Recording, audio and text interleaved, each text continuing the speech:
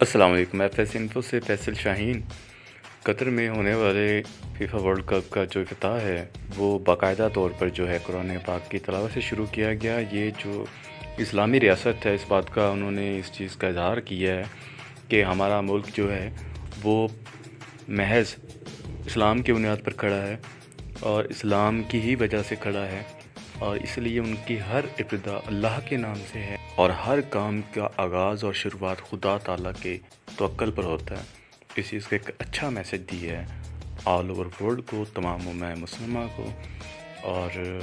قرآن پاک کی تلاوت سے آغاز شروع کرنا مطلب اللہ تعالیٰ کا ایک رحمت ہے، خدا تعالیٰ کی ان لوگوں پر فضل ہے خدا تعالیٰ کا، جو کہ مختلف ریسورسز کی صورت میں اس کو اللہ تعالیٰ